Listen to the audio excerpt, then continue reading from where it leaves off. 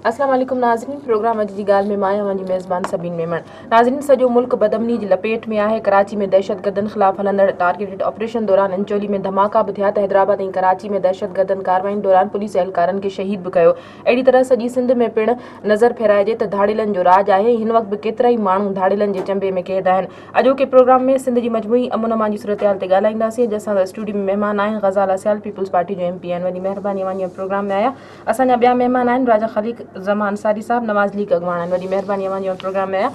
ग़ज़ाला, पहिरीं मां तव्हां खां पुछणु चाहींदसि त कराची में अमन अमान जे हवाले सां जेको टारगेटेड ऑपरेशन हली रहियो आहे, उन खां पोइ जेको धमाका थिया या दहशतगर्द पंहिंजूं कार्रवाइयूं बि कनि था, उन जे ख़िलाफ़ कहिड़ियूं कार्रवाइयूं कनि था, पर पोइ बि का ठापुर न आई आहे। कराची में आए ॾींहुं माण्हुनि जो क़त्लेआम थींदो थो रहे।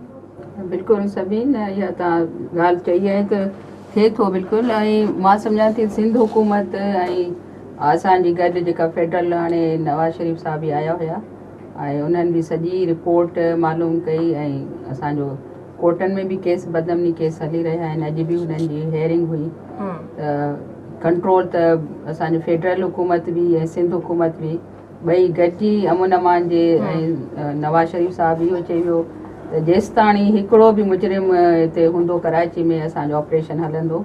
ऐं ऑपरेशन तक़रीबन मां सम्झां 70% कामयाबु थियो आहे।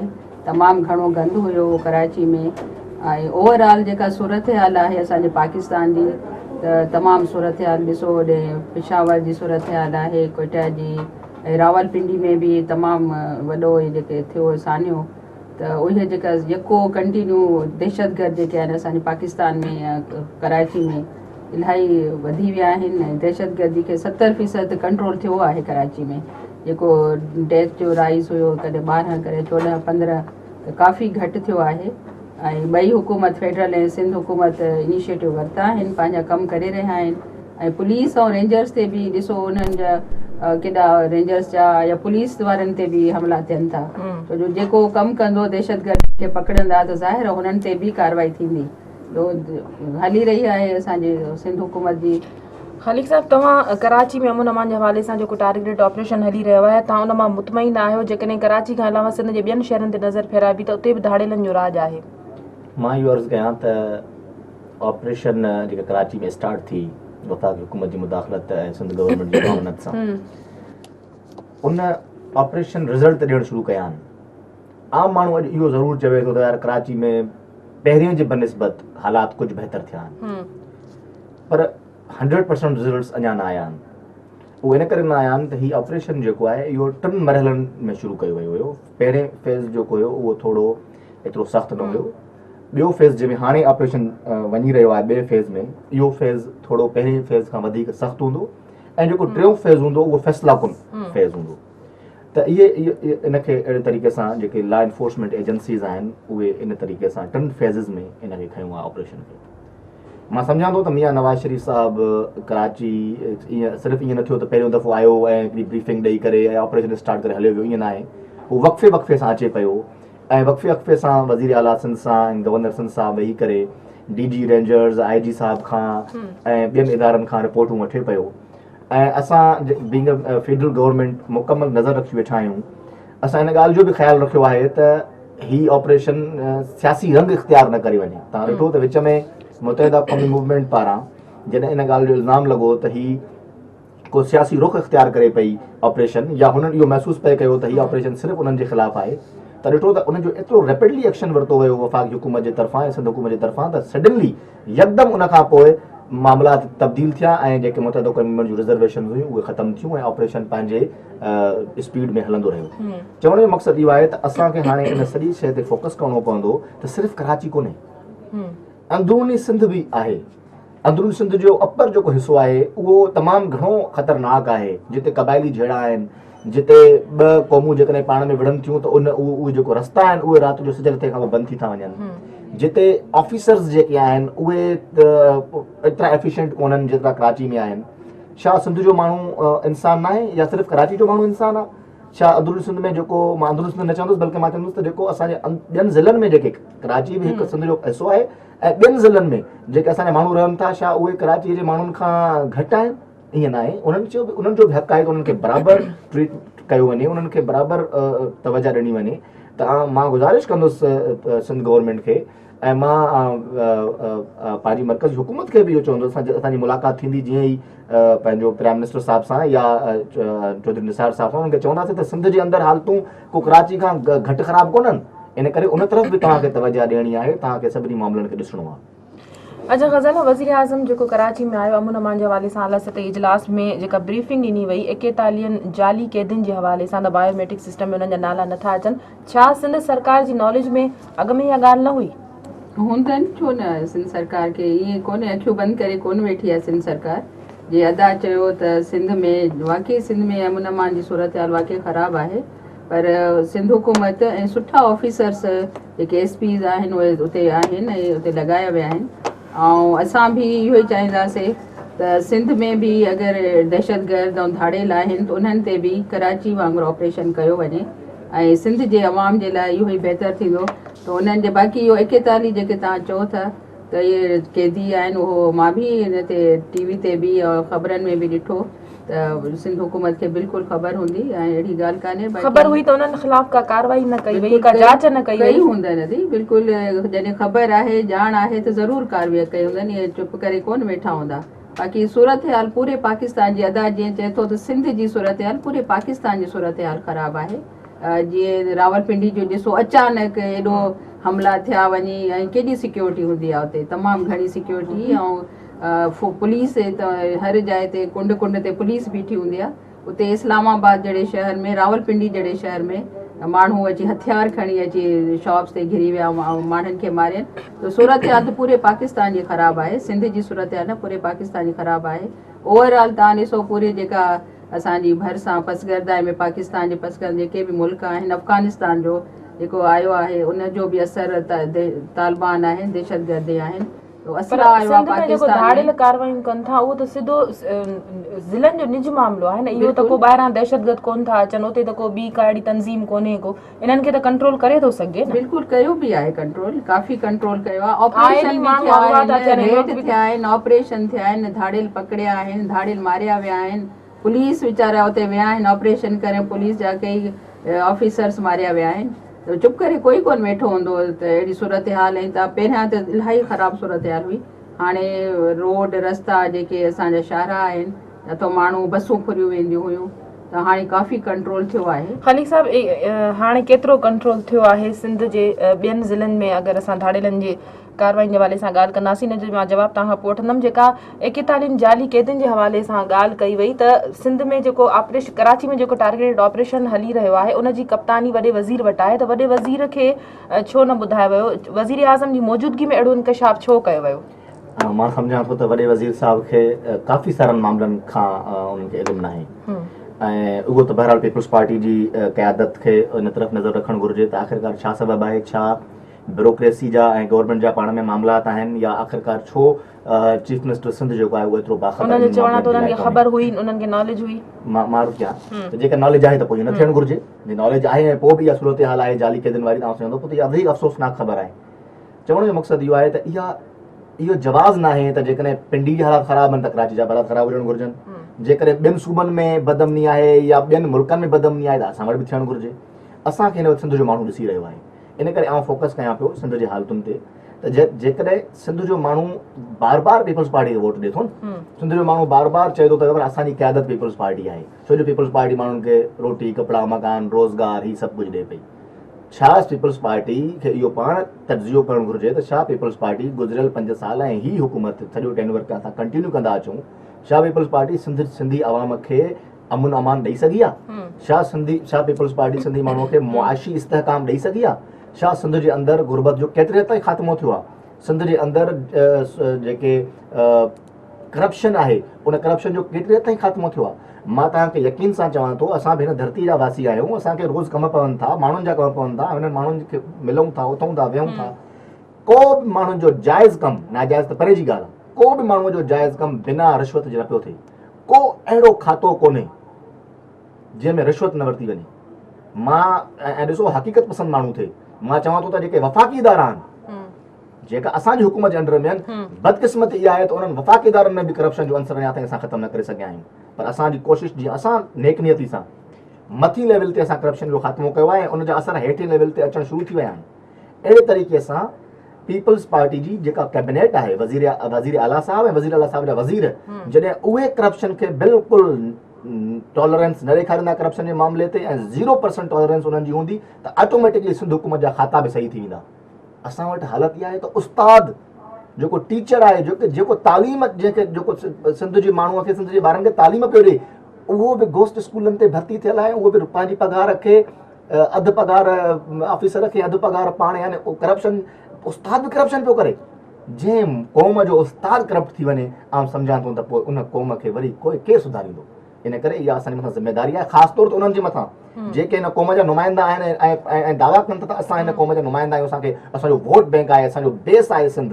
तव्हां सम्झां थो त उन्हनि खे इन्हनि शयुनि जो ख़ात्मो करणो पवंदो ऐं घोस्ट स्कूल जेके आहिनि उन्हनि जो ख़ात्मो करणो पवंदो। सिंध जी तालीम ते सभ खां वॾी तवजह ॾियणी पवंदी। असांजी तालीम सही थी वेंदी, तव्हां सम्झां थो त असां करप्शन खां बि परे थी वेंदासीं। असांजा जेके बदमनी जा लॉ एंड ऑर्डर सिचुएशन आहे उहा बि मेंटेन थी सघे थी। त तव्हां सम्झो था पीपल्स पार्टी अहिड़ा उपाउ वठी रही आहे, का बहितर हिकमत अमली जोड़े रही आहे? मूंखे नज़र न पई अचे, छो जो जेकॾहिं पीपल्स पार्टी वठी आहे त अॼु 6 साल आहे कंटिन्यूअसली हिकिड़ी चीफ मिनिस्टर जी कंटिन्यूअसली स्ट्रगल आहे। 6 सालनि जी हू ड्यूटी पिया ॾियनि हिन माण्हुनि जे लाइ। तव्हां सम्झां पोइ 6 सालनि में थोरो रिज़ल्ट अचे हा? मूंखे रिज़ल्ट नज़र न आयो। मां तव्हांखे तव्हां मूंसां मां दावा सां चवां थो, तव्हां पंहिंजी टीवी जे चैनल जी कैमरा खणी हलो, तव्हां जेके जीअं ॿिया चैनल्स कनि था स्टिंग ऑपरेशन्स, तव्हां उहे कयो। को बि हिकिड़ो इदारो न आहे जिते तव्हांखे बग़ैर रिश्वत जे तव्हांजो कमु थिए। तव्हांजा जाइज़ पैसा हुजनि जेके तव्हां पेमेंट कई आहे इदारनि खे ऐं रिफंड तव्हां वठणु वेंदो, तव्हांखे उन ते बि पेमेंट थी करणी पवे। ग़ज़ल ब्रेक जो वक़्तु आहे, ब्रेक खां पोइ मां तव्हां खां हिन जो जवाबु वठंदमि त 6 सालनि जी जेका तव्हांजी स्ट्रगल आहे हुन जा नतीजा छो न साम्हूं अची सघिया। नाज़रीन, प्रोग्राम जो सिलसिलो हलंदड़ आहे, वक़्तु आहे ब्रेक जो, वठूं था ब्रेक।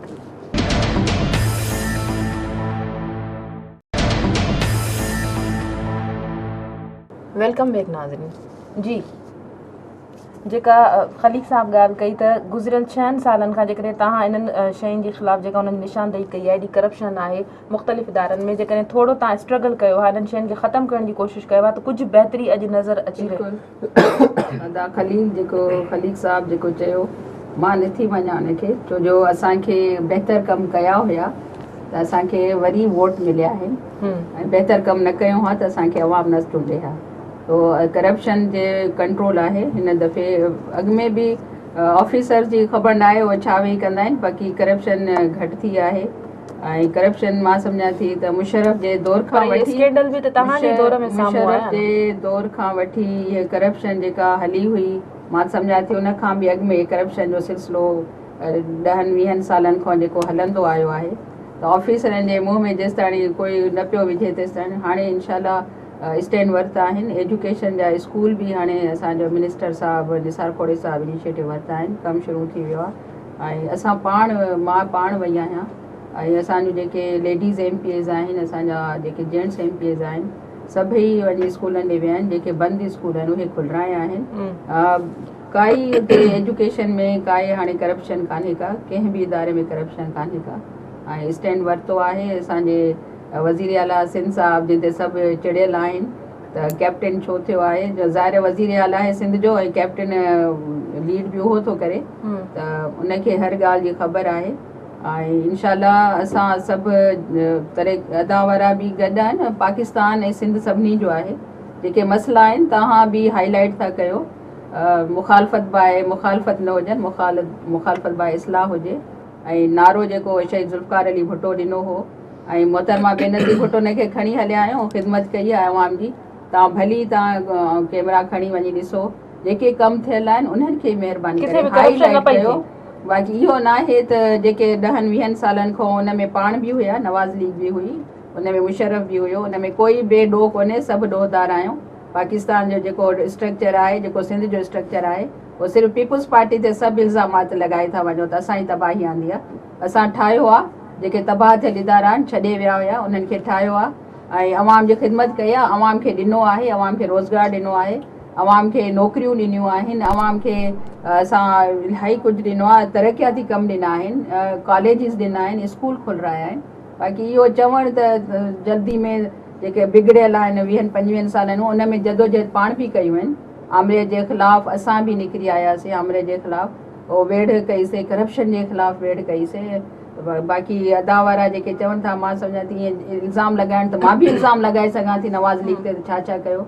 बाक़ी तव्हां बराए इस्लाह तव्हां असांजी कयो, पोइ तव्हां सां गॾु आहियूं, असां बि कमु कयूं था सिंध जे लाइ।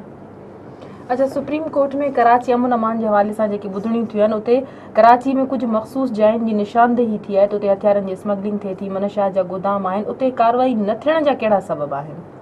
अदी मां तव्हांखे अॻु में बि ॿुधायो त असांजे हिन में तमामु घणो कराची में त जेका दहशतगर्दी ऐं बार बार तव्हांखे ॿुधायां त तमामु घणो असला आहे कराची में।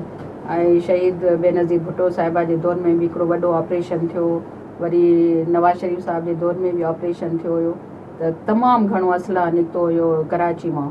ऐं हाणे बि उहे एरियाज़ आहिनि जेके नोगो एरियाज़ बणिया पिया आहिनि, हिते कंट्रोल लॻो पियो असला, मां सम्झां थी रेंजर्स ऐं पोइ जेको ऑपरेशन हले थो त कंदा। ऐं तव्हां ॾिसो काफ़ी उन्हनि असला बि रिकवर कया आहिनि माण्हुनि खां, उन्हनि जायुनि ते पहुता आहिनि, अहिड़े नंढनि जायुनि ते जिन जा नाला असां ॿुधंदा हैरान थींदा त इहे बि हिते असला पर हिते इहो असलो आयो कीअं?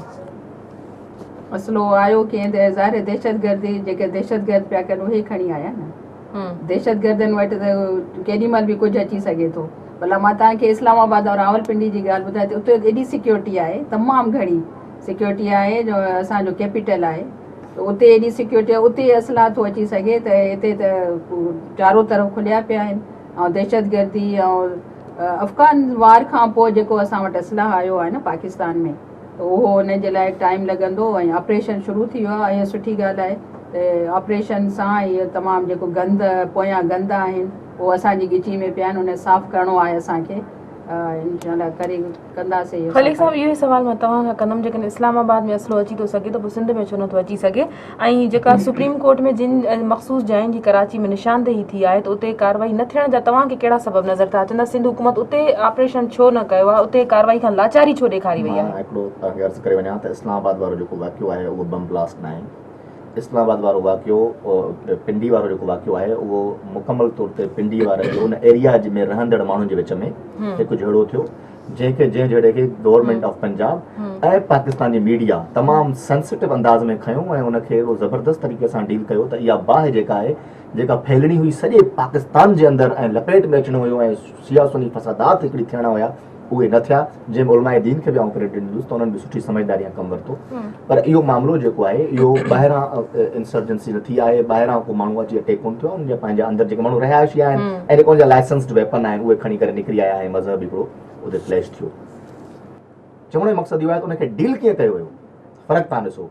कर्फ्यू नाफ़िज़ थी वियो, वधीक किलिंग्स रोकियूं वयूं, मीडिया खे ऑन बोर्ड वरितो वियो, उलमा खे ऑन बोर्ड वरितो वियो, विदिन 1 वीक हिकु हफ़्ते जे अंदरि सिचुएशन खे नॉर्मलाइज़ कयो वियो। छा कराची जे अंदरि डेली जेके माण्हू मरनि था, डेली जी बुनियादुनि ते जेके टारगेटेड किलिंग्स पियूं थियनि, उन जे ख़िलाफ़ इन क़िस्म जो रिट ऑफ गवर्नमेंट छो न ॾेखारियो वियो, जेको रिट ऑफ गवर्नमेंट असां पिंडी में ॾिठोसीं? मां अर्ज़ु कयां त हालतुनि खे मद्देनज़र रखी करे गवर्नमेंट पंहिंजी रिट उते ज़ाहिर कंदी आहे। असां वटि बेबसी आहे, चारो तरफ़ कराची खुलियल आहे, असलो अची वियो। बाबा गवर्नमेंट तव्हांजी आहे, तव्हां रस्ता सील कयो न, तव्हांखे ख़बर आहे न त कहिड़ा कहिड़ा रस्ता आहिनि, गवर्नमेंट आहे न, या त पोइ तव्हां गवर्नमेंट छॾे ॾियो। चवण जो मक़सदु इहो आहे त असां हिन वक़्तु उलझी विया आहियूं पॉइंट स्कोरिंग ते। सिंध जे माण्हू असांखे मैंडेट ॾिनो ॿीहर, बाबा सिंध जे माण्हू तव्हांखे कहिड़े तरीक़े सां मैंडेट ॾिनो उहो सभिनी खे ख़बर आहे। चवण जो मक़सदु इहो आहे त असांखे अच्छा मैंडेट मिलियो, चलो ठीकु आहे, 100% जेन्युइन मैंडेट आहे, त असांजे मथां ज़िम्मेदारी बि त 100% जेन्युइन पई थिए न, त असां उनखे डिलीवर बि कयूं। छा रुगो मैंडेट वठणु असांजो कमु रहिजी वियो आहे, उनखे डिलीवर करणु असांजो कमु न आहे? चवण जो मक़सदु इहो आहे त हाणे असांखे मैच्योर अप्रोच रखी करे सीरियसनेस सां इन सभिनी मामलनि खे हल करिणो पवंदो। जेकॾहिं असां अॼु ॾींहं ताईं इहो चवंदा रहियासीं त बाबा कोटड़ी बैराज खां $11 मिलियन पाणी गुज़री वियो, या असां बार बार इहो चऊं त बाइसाइकिल छाखे चइबो आहे, ऐं सम्झां थो त इहा नॉन सीरियसनेस आहे। पीपल्स पार्टी जा वज़ीर चवंदा रहिया त असां ख्वाब था ॾिसूं, असांखे ख्वाबनि में मतिलबु यार ही तव्हां माण्हू मरनि पिया, तव्हां ख्वाब था ॾिसो। चवण जो मक़सदु इहो आहे त हाणे सीरियसनेस सां हिन धरती जा मामला हल करणा पवंदा। तमामु बेतहाशा मामलात आहिनि जेके सिंध हिन वक़्तु तबाहीअ जे मां सम्झां थो किनारे ते बीठी आहे, ऐं सिंध खे तबाहीअ जे किनारे तां हिकिड़ी शइ सिर्फ़ु बचाए सघे थी, उहा आहे असां सिंधी क़ौम जी पाण में ॿधी एकता ऐं मां सम्झां थो त जेको हाणे ही कल्चरल डे अची रहियो आहे डिसेंबर में, उन ते सभई सिंधी माण्हुनि खे आउं सम्झंदुसि त उहे मुतहद थियनि, वचन कनि धरती सां त मां जिते बि हुजां सिंध तुंहिंजो थियां। असांखे हिन धरती सां कमिटमेंट करणी पवंदी, धरती जे माण्हुनि सां कमिटमेंट करणी पवंदी, ऐं असांखे पाकिस्तान खे मज़बूत करण में, हिन मुल्क खे मज़बूत करण में पंहिंजो अहम किरदारु अदा करणो पवंदो। तव्हां ॾिसो त केॾी ज़बरदस्त अप्रोच आहे हिन वक़्तु गवर्नमेंट जी, त असां पंहिंजे मंशूर में लिखी ॾिनो आहे त बाबा कालाबाग डैम न, छो जो उन ते सिंधी माण्हुनि जे रिज़र्वेशन न ठाहींदासीं। जॾहिं असां कोर प्रोविंशियल इशूज़ जी सेंसिटिविटी खे सम्झूं पिया त आउं सम्झां थो त हाणे क़ौम खे बि हाणे रिबेट करण जी ज़रूरत आहे, क़ौम खे रिएक्शन करण जी ज़रूरत आहे ओतिरे ई शिदत सां त जेकॾहिं असांजे हक़नि जो ख़्यालु रखियो वञे थो त असां पंहिंजे हक़नि जे लाइ जेके असांजा लोकल इशूज़ आहिनि असां उन जे लाइ उथी खड़ा थींदासीं, तॾहिं असां सम्झंदा हूंदा त इहे सभु मामला हल जी तरफ़ वञी सघनि था। ऐं बदमनी जेको आहे सिंध जे अंदरि उनखे फर्स्ट प्रायोरिटी ते हल करणु घुरिजे। को मसइलो न आहे, तव्हां हिकिड़ी ऑपरेशन लॉन्च कयो सिंध जे अंदरि धाड़ेलनि जे ख़िलाफ़, हिकिड़ी ऑपरेशन उन में इन्हनि खे जेके क़बाइली जड़नि में इन्वॉल्व आहिनि, पर मसइलो आहे त करे केरु चए शींहं खे त तुंहिंजे वात में धप आहे, केरु ॿिलीअ जे उन में गर्दन में घंटी केरु ॿधे, ऐं हिननि जा सभु पंहिंजा MP MNAs आहिनि जेके हिन सभिनी शयुनि में इन्वॉल्व आहिनि। हाणे केरु उन्हनि जे ख़िलाफ़ एक्शन वठे, तव्हांखे वठिणो पवंदो। जीअं असां रिवायत क़ाइमु कई पंहिंजे MPA MNAs खे पंजाब में उन्हनि खे सज़ाऊं ॾिनियूंसीं, उन्हनि खे उहिदनि तां हटायोसीं, उन्हनि खां रेज़िग्नेशन्स वरितियूंसीं, इवन मिनिस्टर्स खां रेज़िग्नेशन्स वरितियूंसीं। अहिड़े तरीक़े सां सिंध में बि जेके कुझु मां इन थो चवां सभु जेके कुझु कारियूं रिढूं आहिनि उन जे ख़िलाफ़ एक्शन ज़रूरु थियणो। अच्छा ग़ज़ाला, ताज़ी जेका बदमनी वारी लहर हैदराबाद में 5 पुलिस एहलकारनि खे शहीद कयो वियो, कराची में 2 पुलिस एहलकारनि खे मारियो वियो, सिंध जे वॾे वज़ीर जो बयानु आयो आहे त कराची में ऑपरेशन हले पियो दहशतगर्दनि ख़िलाफ़, इन करे दहशतगर्दनि ॿियनि शहरनि जो रुख़ कयो आहे। छा ॿियनि शहरनि में बि इन तरह जो को टारगेटेड ऑपरेशन कयो वेंदो या अहिड़ी का प्लानिंग कई पई वञे? हाँ बिल्कुलु अॼु आहे इहो प्रोग्राम मां तव्हांखे अॻु में ॿुधायो त मीटिंग थी हुई, उन में असां बि उन्हनि सां हैदराबाद में बि ऐं कराची में बि त ऑपरेशन जे लाइ चयो वियो त सूरत हाल जेका ख़राबु थी वञे त हुन ते सिंध जे लाइ बि उन्हनि चयो त इहो प्रोग्राम असां ईअं त हर कोई ॻाल्हियूं कंदो आहे, बाक़ी मोहबत सिंध सां मूंखे न आहे, तव्हांखे न आहे, असांखे मोहबत आहे ऐं अवाम असांखे सिलेक्ट कयो आहे त अवाम जो दर्द ॾींहुं राति असांजो वज़ीर आला सिंध असांजा वज़ीर जेके आहिनि हर तव्हां इल्ज़ामात हणी था छॾियो त अहिड़ा माण्हू तव्हांजे में बि आहिनि, हर कंहिं वटि माण्हू हूंदा आहिनि, बाक़ी असांजा वज़ीर अहिड़ा कोन आहिनि जो जेके ख़राबु कम आहिनि ऐं माण्हुनि खे मराइनि ऐं माण्हुनि इहो अहिड़ियूं ॻाल्हियूं तव्हां हणी इल्ज़ामात हणनि था आसान आहिनि। त असां कमु करे रहिया आहिनि ऐं ऑपरेशन सूरत हाल ख़राबु आहे, ऑपरेशन थींदो, पूरी सिंध में ऑपरेशन कंदासीं, बाक़ी बार बार तव्हां ॾिसो कर्फ्यू लॻाए ऐं हिते बि सभिनी मुतहिदा वारनि ऐं ॿियनि चयो हिते बि फ़ौज अचे, कर्फ्यू लॻे, पर उन में ॾिसो अवाम केॾो परेशान थियो हुयो। 8-10 ॾींहं त अवाम बंदि पियो हुयो, कर्फ्यू लॻो पियो, 8-10 ॾींहं अवाम रड़ियूं पियो करे, दाहूं पिया कनि त कर्फ्यू ख़तमु कयो वञे। ऐं हिते अहिड़ी सूरत हाल एॾी कान्हे का, इनशाला सिंध जी जेका सूरत हाल आहे नॉर्मल थी वेंदी ऐं ऑपरेशन इंटीरियर सिंध में बि ऑपरेशन ॿिया ज़िला जेके सिंध जा आहिनि जिते सूरत हाल इलाही ख़राबु आहे। जीअं जॾहिं खां हिते ऑपरेशन शुरू थियो कराची में त इहा ई ख़बर सभिनी खे ख़बर आई त जेके कराची जा दहशतगर्द आहिनि उहे असांजे इंटीरियर सिंध में विया आहिनि ॿियनि ज़िलनि में, त उते बि ज़ाहिर आहे फ़ौज जॾहिं पुलिस जॾहिं ऐं रेंजर्स जॾहिं हुननि में हथु विझंदी त ज़ाहिर आहे उहो पंहिंजो एक्शन ॾेखारींदा।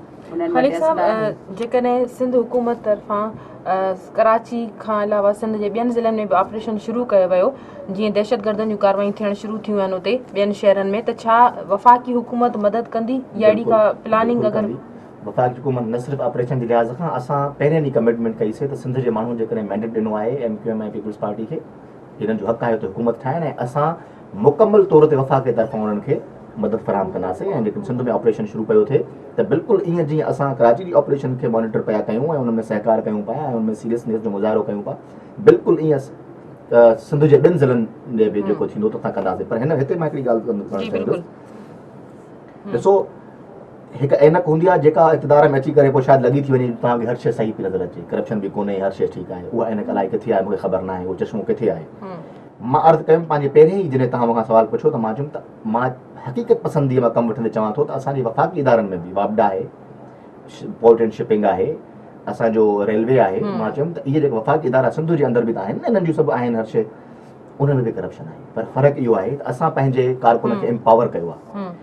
पोर्ट एंड शिपिंग जी मिनिस्ट्री जेको रही MQM वटि, उन में करप्शन पई थिए, हर शइ पई थिए। असां कामरान माइकल साहब आयो, असां हुनखे हिकु हिकु शइ ॿुधाईसीं त बाबा ही ऑफिसर आहिनि, इन्हनि जे ख़िलाफ़ु सख़्तु कार्रवाई थियणु घुरिजे। असां पंहिंजी पार्टी जी मुआवनत कईसीं, करप्शन जे ख़िलाफ़ु उहे ऑफिसर ख़तमु थिया, उन्हनि ऑफिसरनि खे कढियो वियो, उन्हनि ऑफिसरनि खे डिसमिस कयो वियो। ख्वाजा सादरफ़ी आयो रेलवे जो वज़ीर, असांजी उन्हनि सां सिटिंग थी, असां उन्हनि खे चयोसीं त बाबा फलाणा फलाणे फलाणे जाइन ते रेलवे में गोलियूं पियूं थियनि, हुन उन वक़्तु एक्शन वरितो, उन मथां इंक्वायरी क़ाइमु कराए छॾी। कल्ह पंहिंजो आबिद शेर अली वाबडा जो जेको स्टेट मिनिस्टर आहे ऐं पंहिंजो ख्वाजा आसिफ साहब अॼु आयल हुयो, उन्हनि सां असांजूं ॻाल्हियूं थियूं, बाबा वाबडा में फलाणा फलाणा SDO फलाणा ही माण्हू ही ग़लति माण्हू खे तंग पिया कनि या ही पोलिटिसाइज़ पिया मामलनि खे कनि, उनजे ख़िलाफ़ु उन्हनि असांखे यकीन ॾियारायो आहे त बिल्कुलु उन्हनि जे ख़िलाफ़ु कार्रवाई थींदी। चवण जो मक़सदु इहो आहे त तव्हां पंहिंजे कारकुन खे पोइ एम्पावर कयो न, त करप्शन जे ख़िलाफ़ु बाबा तव्हांजो कारकुन तव्हांखे ॿुधाए किथे किथे थिए थो, ऐं उन ते तव्हां अमल करे उन करप्शन जे करप्ट ऑफिसरनि जे ख़िलाफ़ु क़दम खणो। को हिकिड़ो त मिसाल मूंखे ॿुधायो तव्हां फलाणो करप्ट ऑफिसर तव्हां ख़तमु कयो आहे।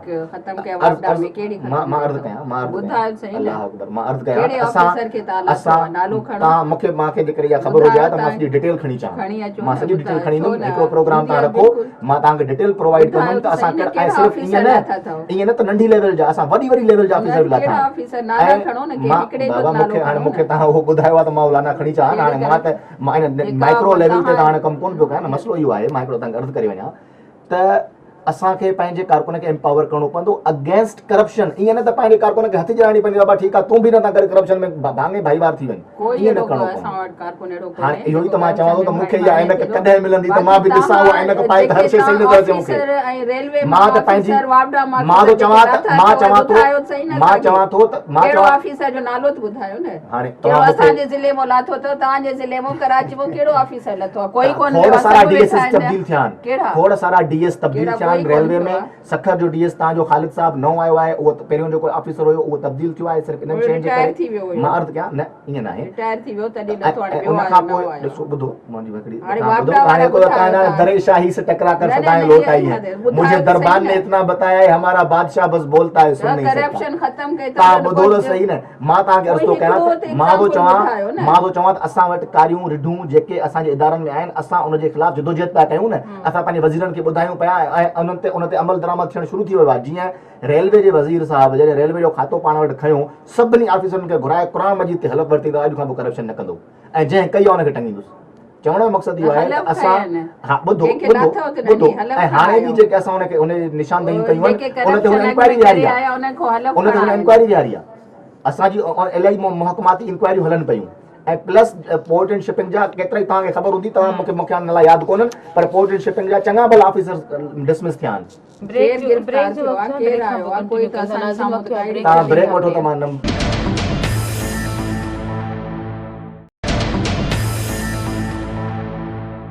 वेलकम बैक नाज़रीन। अच्छा ख़लीक, नून लीग जी हुकूमत मजमूई तौर मुल्क में अमन अमान जे मसइले जे हवाले सां, तवानाई जे बहरान खे ख़त्म करण ऐं महांगाई जे हवाले सां कहिड़ी हुकूमत अमली जोड़ियूं आहिनि? मां अर्ज़ु कयां त असांजो सभ खां वॾो जेको महांगाई ऐं बदमनी ऐं इन्हनि सभिनी खे फोकस करण जे लाइ जेका असां वटि रिथा हुई उहा आहे त जेसि ताईं असां पंहिंजे नौजवान खे एम्पावर न कंदासीं, जेसि ताईं असांजो नौजवान पंहिंजे पेरनि ते न बीहंदो, जेसि ताईं उहो बेरोज़गार हूंदो त लाज़मी ॻाल्हि आहे ग़लति एक्टिविटीज़ तरफ़ वेंदो। उहो बेरोज़गार हूंदो त उनजे बेरोज़गारी सां पूरो ख़ानदान जेको आहे उहो उन लपेट में अची वेंदो। इन करे ज़रूरत इन ॻाल्हि जी महसूसु कई वई त बाबा नौजवान खे पंहिंजे पेरनि ते बीहारिजे। इन सिलसिले में प्राइम मिनिस्टर साहब पंहिंजी गवर्नमेंट टेक ओवर करण खां पोइ पहिरियों ई जेको पैकेज ॾिनो उहो यूथ पैकेज हुयो, जंहिंखे असां प्राइम मिनिस्टर यूथ प्रोग्राम था चऊं। हाणे मां अर्ज़ु कयां त ॾियूं ग़रीब माण्हू खे था मेरिट ते पिया ॾियूं, पटाटनि जो मेरिट ते ॾियूं पिया, जेके 20 रुपए 30 रुपए आलू में मिलंदा बसर, हाणे मां अर्ज़ु करे वञा, हिकिड़ो सुवाल थियो आहे मूंखे जवाबु ॾियणु ॾियो, न त पोइ ॾिसो न पोइ मां मजबूर थींदुसि आसिफ अली ज़रदारी साहब खे कोट कंदुसि त उन्हनि 4 ॾींहं अॻु में चयो आहे त मां सेटिस्फाई न आहियां काइम अली शाह साहब जी हिन सॼे जेको गवर्नमेंट हले पई। ऑन मीडिया हुननि चैनल ते हिकु निजी चैनल खे इंटरव्यू ॾींदे चयो आहे त आई एम नॉट सेटिस्फाइड काइम अली शाह साहब जी जेका पोजीशन आहे। तव्हां कयो था, ॾिसो महांगाई आहे पर उनखे ख़तमु कीअं कंदासीं? उनखे ख़तमु ईअं कंदासीं न त असां पंहिंजे उन नौजवान खे पंहिंजे पेरनि ते बीहारियूं, उनखे कारोबार कारोबार वो पंहिंजो करे, उन कारोबार सां न सिर्फ़ु कर्ज़ वापसि करे पर उन कारोबार सां पंहिंजे ख़ानदान खे बि पाले, पाण सां गॾु ॿियनि माण्हुनि खे पंहिंजे पेरनि ते बीहारे सघे। बसर ऐं पटाटा 500 रुपया किलो थी वेंदा उहे जेसिताईं कारोबार असांजे ज़माने में जेकॾहिं महांगा ॾिसो पोइ मार्केट कमेटियुनि ते, मार्केट कमेटी कंहिंजे अंडर में थी अचे? मार्केट कमेटियूं अदी सूबाई हुकूमत जेका अंडर में अचनि थियूं न, रेट्स खे कंट्रोल केरु कंदो? सूबाई गवर्नमेंट कंदी। इहो निजी प्योरली प्रोविंशियल मैटर आहे, इनखे रिज़ॉल्व कयो। असां तव्हां सां गॾु सूबाई हुकूमत चए थी त महांगाई असां ॿुधो, असां रुगो इहो असां मसइलो इहो आहे, असां सदाईं सिर्फ़ु रड़ियूं कयूं आहिनि, वाका कया आहिनि, हाय महांगाई हाय महांगाई। बाबा महांगाई खे ख़तमु कयो, अचो मिली करे महांगाई खे ख़तमु कयूं। अचो ॾिसूं त जेके पटाटा जंहिं ज़मीन में पोखजनि था उन ज़मीनदार खां घणे था वरिता वञनि, ऐं वरी आरती हुन ते घणो परसेंटेज रखे थो। इहो जेको मिडल मैन आहे, आरती जेको तव्हां विहारियो आहे, इन जो कर्ज़दार ख़तमु करे छॾियो। अचो त जीअं मियां नवाज़ शरीफ़ रेवोल्यूशनरी इक़दामात कया हुया, फॉर्म टू मार्केट, जेके असां जीअं रोड रस्ता फॉर्म टू मार्केट ठाहियासीं। अचो त कारोबारी सतह खे बि जीअं पंजाब में थिए पियो, हाणे मियां शहबाज शरीफ़ मिडल मैन खे जो किरदार सभिनी बिज़नेसिस मां, चांवर जे कारोबार, अंब जो कारोबार, सब्जियुनि जे कारोबार मां मिडल मैन ख़तमु आहे। डायरेक्टली बाइंग थींदी ज़मींदार खां, ऐं परचेसिंग रेट ते सिर्फ़ु जेका उहा परसेंटेज जेका ज़मींदार खे फ़ाइदो पहुचे तव्हां ख़तमु करे छॾियो। रेवोल्यूशनरी प्रोसेस ॾिसो आहे अचनि। असां जेको पटवारी सिस्टम जेको आहे असांजे कंप्यूटराइज़ कयो आहे पंजाब में, उहो कंप्यूटराइज़ थियणु शुरू थी वियो आहे। तव्हां वटि अञा ताईं तपेदारी सिस्टम हले पियो, तपेदार करप्शन पिया कनि। कंप्यूटराइज़ कयो। ॾिसो, चवण जो मक़सदु इहो आहे त मां त तनक़ीद कयां नथो, मां त हिकिड़ी ॻाल्हि थो कयां त तव्हांजो पंहिंजो पार्टी जो को चेयरपर्सन, को चेयरमैन आसिफ ज़रदारी साहब चवे त मूंखे मां मुतमिन आहियां, चयो आहे चैनल ते, चयो आहे ऑन एयर चैनल ते, चयो आहे हुन अॼु खां 2-3 ॾींहं अॻु में ॾींहुं आहे, चयो अथनि। हाणे तव्हां हुन ॻाल्हि खे मञो नथा, उहा ॿी ॻाल्हि आहे। तव्हां आवाम जे लाइ छा था कयो? तव्हां जेके नौजवान असां उहा ई मां ॿुधायां पियो, प्योरली मेरिट ते, प्योरली मेरिट ते महीना लॻंदा। न फॉर्म अचण शुरू थी विया। फॉर्म नेशनल बैंक जी मां अर्ज़ कयां, महांगा हुननि जे लाइ छा कयो? तव्हां हूअं त कुझु लोड शेडिंग जे लाइ छा कयो? तव्हां सिंधी माण्हूअ खे हूअं त कुझु कोन ॾिनो, घटि में घटि जेको मां प्रोसीजर ॿुधायां थो सिंधी नौजवान खे उहो त ॿुधणु ॾियो हुननि खे। त बाबा नेशनल बैंक जे सभिनी ब्रांचिस मां इन जा फॉर्म्स मिलंदा। असां जेके PML एंड यूथ विंग जा जेतिरा बि ज़िम्मेदार आहिनि, असां सॼी डिस्ट्रिक्ट लेवल ते, हिकु डिस्ट्रिक्ट लेवल ते मॉनिटरिंग कमेटीज़ ठाहियूं आहिनि। जेके नौजवान मॉनिटरिंग कमेटी जे जेके मेंबर हूंदा, उहे फैसिलिटेट कंदा सभिनी नौजवाननि खे फॉर्म भरण में, उनजो फॉर्म सबमिट कराइण में। ऐं मां अर्ज़ कयां, न बिल्कुलु न, इहा सख़्ती सां मना कयो आहे। बेनज़ीर इनकम सपोर्ट प्रोग्राम वारो हुशियार न कंदासीं। बेनज़ीर में सभु कुझु सभिनी खे मिलिया न आहे। तव्हां लकीरूं कढियूं आहिनि, तव्हां मीरपुर ख़ास में, बदीन में, मातली में लकीरूं कढियूं आहिनि। ही उहे ॻोठ जेके पीपल्स पार्टी खे वोट कंदा आहिनि, उन्हनि खे बेनज़ीर इनकम सपोर्ट प्रोग्राम जा कार्ड आहिनि। जेके ॻोठ मुस्लिम लीग नून के जेको पंजाबी आबादगार जा जेके ॻोठ आहिनि, उहे सभु उन्हनि खां जेको आहे सो मुतासिर आहिनि। तव्हां पर न कयो आहे न, तव्हां माइटरी मां शुरू कयो आहे। सिर्फ़ु इहो न, पंजाब आबादगार इलाइक़नि में न, अपर सिंध जे अंदरि बि जेके उहे ॻोठ आहिनि जेके तव्हांखे वोट न कंदा आहिनि, उन्हनि ॻोठनि में तव्हां विया ई कोन आहियो। सिर्फ तव्हां पंहिंजे मंज़ूर नज़र माण्हू खे नवाज़ लीग, फंक्शनल लीग सभिनी खे जॾहिं फॉर्म मिलनि था त उन में पाण वञी ॾियनि न। फॉर्म हाणे तव्हां त डिस्क्रिमिनेशन करे छॾी, पोइ बि एक्सेप्ट नथा कयो। असांजो प्रोग्राम अञा आयो ई कोन्हे, अञा असां चऊं था त मेरिट त ॾींदासीं। तव्हां पंहिंजे चवंदा आहिनि न त ॻऊं थी चए मेंह खे त हलड़ी पुछ कारी। हाणे इहा हालत एॾा इल्ज़ाम ईअं न थींदो आहे। तव्हां मां इल्ज़ाम हणाए नथो, मां त चवां तव्हां हलो सिंध जे माण्हू खां पुछो, छा सिंध जो माण्हू पीपल्स पार्टी जी कारकर्दगी खां मुतमिन आहे या न आहे? सिंध जो माण्हू चए थो जॾहिं आसिफ ज़रदारी साहब मुतमिन आहे त असां छा मुतमिन थींदासीं? तॾहिं त असांखे वोट ॾिननि। मुतमिन न हो तॾहिं इहो ई त इहा हिकिड़ी कसवटी जेका आहे त वोट ॾिनऊं तव्हांखे, तव्हां उन्हनि खे छा ॾिनो? सिंधी माण्हू वोट ॾिनो, नोट ॾिनो, रत ॾिनी, सिंधी माण्हू कुर्बानियूं ॾिनियूं, तव्हां सिंधी माण्हू खे छा ॾिनो आहे? अॼु सिंधी माण्हू किथे बीठो आहे? चवण जो मक़सदु ॾिसो, तव्हां मैच्योर अप्रोच सां, मां त चवां थो अचो गॾिजी कयूं, अचो गॾिजी हिन क़ौम जी ख़िदमत कयूं। अचो त ही पुराणियूं माज़ी जूं रविशुनि खे तब्दील करे, अचो त नई सिंध अॼूं। अचो त हिन जेको कल्चरल डे पियो अचे, उन ते अजरक टोपियूं पाए सिंधी माण्हू सां वचन कयूं। इहो वचन जो ॾियारो आहे। अचो त हिन वचन जे ॾियारे ते सिंधी माण्हू सां बीहूं। तव्हां कहिड़ो वचन कयो आहे सिंधी माण्हू सां? तव्हां हिकु बि वचन जो पूरो न कयो। असांखे वोट मिलियो आहे, असां वचन कयो आहे, असां उनखे इन जो मतिलबु आहे तव्हां जेको कयो आहे उहो थींदो रहंदो, तब्दीली न ईंदी। बिल्कुलु रेवोल्यूशन केरु आणी? जॾहिं तव्हां चओ था तब्दीली ईंदी, इट मींस अञा न आई आहे न। आणी आहे छो न ईंदी? आई आहे। या त चओ तव्हां तब्दीली अची वई, रोज़गार कंहिं ॾिनो आहे? लखनि माण्हुनि खे रोज़गार कंहिं ॾिनो आहे? घर कंहिं ठाराए ॾिना हुया? बाबा मां नथो चवां त तव्हां रोज़गार न ॾिनो आहे, मां चवां ई नथो। मां इहो चवां तव्हां रोज़गार ॾिनो आहे, पैसा वठी ॾिनो आहे। छो पैसा वठंदासीं? बिल्कुलु पैसा वरिता। हरू भरू एॾा तव्हां त पैसा वठी ऑर्डर बि ॾिना, उहे ऑर्डर बि नकली निकिता। अलाए केतिरा सिंध में नौजवाननि जेके जाली ऑर्डर खणी घुमंदा था वठनि। पैसा बि ॾेई छॾियऊं, पंहिंजी मेह खपाई, घरवारी या ज़ेवर खपाई, हाणे वीचारो कर्ज़ी बि थी वियो ऐं हुनखे नौकिरी बि कोन मिली ऐं कूड़ो ऑर्डर खणी वेठो आहे, हाणे काॾे वञे? त इहे महिरबानी करे हिननि सभिनी शयुनि ते नज़रसानी करण जी ज़रूरत आहे। अचो त हिननि सभिनी शयुनि खे वरी मिली करे हल कयूं ऐं सही कयूं। तव्हां असां सां गॾिजी हलो, असां कमु असां कयूं था असां आवाम जे असां लाइ। तव्हांखे वफ़ा जे तरफ़ां पूरी प्रोग्राम जो ज़रूरत ख़त्म थियण वारो आहे। जेको मां तव्हांखां सवाल कयो यूथ प्रोग्राम जे हवाले सां, उन हवाले सां थोरो ॿुधायो त कीअं शुरू कयो वेंदो, हिन प्रोग्राम जी जोड़ जक छा हूंदी? मां इहा ई जोड़ जेको हूंदी आहे त ही नेशनल बैंक जे जेके ब्रांचेस आहिनि उतां फॉर्म्स मिलंदा। असां जेके मॉनिटरिंग कमेटियूं जोड़ियूं आहिनि उहे नौजवाननि खे फैसिलिटेट कंदियूं फॉर्म भरण में, फॉर्म सबमिट कराइण में। इहे सभु लिस्टूं ऐं उन जा फॉर्म्स वेंदा प्राइम मिनिस्टर हाउस में जेको सेल आहे प्राइम मिनिस्टर यूथ प्रोग्राम जो, उते इहे सभु गॾु थींदा ऐं बैलेटिंग थींदी ऐं सॼी दुनिया ऐं मीडिया जे साम्हूं असां बैलेटिंग कंदासीं त जवाब हिन में सभु फॉर्म उहे आहिनि जेके स्क्रूटनाइज़ थी करे, जेके मेरिट ते यानी जिन उन फॉर्म जूं सभु फॉर्मेलिटीज़ पूरियूं कयूं आहिनि, जेके ग्रेजुएट्स हूंदा, जंहिं कैटेगरी जा हूंदा। असां कोशिशि कंदासीं, मां इहा बल्कि इहा मां सजेशन मीटिंग में बि ॾिनी हुई ऐं मां हाणे सॼी क़ौम जे साम्हूं ॿुधायां थो, असां कोशिशि कंदासीं त ख़ुर्शीद शाह साहब खे बि उन में इनवाइट कजे, कुझु फॉर्म्स ख़ुर्शीद शाह साहब पंहिंजे हथ सां कढनि ऐं ही जो लखनि जी तादाद में हूंदो, असां हर उहो अमल कंदासीं जंहिंसां ही प्रोग्राम साफ़ ऐं शफ़ाफ़ियत जी तरफ़ वञे ऐं हर माण्हूअ खे इहो फील थींदो त हिन प्रोग्राम मां असांखे फ़ाइदो पियो आहे। ऐं मां हिकिड़ो ॿियो अर्ज़ु करे वञा त इहा रिज़र्वेशन्स असांखे बि आहिनि त यार ईअं न थिए त सिंध जे अंदरि जेके कोटा हुजे उहो सॼो पीपल्स पार्टी जे हवाले थी वञे, पर न पीपल्स पार्टी हवाले थींदो, न मुस्लिम लीग नून जे हवाले थींदो। इहो सिंध जो उन्हनि पढ़ियल लिखियल नौजवाननि जे लाइ आहे जिनखे जेकॾहिं नौकरियूं न आहिनि त उन्हनि खे न असां विहूं नथा, असांजो सिर्फ़ु फैसिलिटेट कंदासीं फॉर्म भरण में ऐं उन्हनि खे मशवरो ॾियण में। नून लीग पंहिंजे पुराणे दौर में पीली टैक्सी जी स्कीम बि हलाई, पढ़ियल लिखियल नौजवाननि खे बि ड्राइवर बणाए छॾियो, त हाणे यूथ वारी स्कीम त उहे कोन, उनजो हशर उहे त पीली टैक्सी पढ़ियल लिखियल नौजवान जे लाइ न हुई। जेकॾहिं पढ़ियल लिखियल नौजवान उनखे वठणु चाहे पियो, पंहिंजी एजुकेशनल क्वालिफिकेशन लिकाए, त उहा ॿी ॻाल्हि आहे, उहा हुई बेरोज़गारी जी ख़ात्मे जी स्कीम हुई। ही जेको आहे हिन में 3-4 कैटेगरीज़ आहिनि, हिन में शागिर्द ग्रेजुएट शागिर्द जेके आहिनि, जेके नौकरियूं नथा कनि, जेके बेरोज़गार आहिनि, उन्हनि जे लाइ आहे 5 लख खां 20 लख रुपया। सिर्फ़ु 5 लाख रुपीज़ उन्हनि ग़रीब माण्हुनि जे लाइ आहे जेके भले न आहिनि एजुकेटेड न आहिनि, पर उहे पंहिंजो को नंढो कारोबार खोलणु चाहिनि था, उहे पंहिंजी फैमिली खे सपोर्ट करणु चाहिनि था, पर इहे सभु कर्ज़ लो मार्कअप ते हूंदा।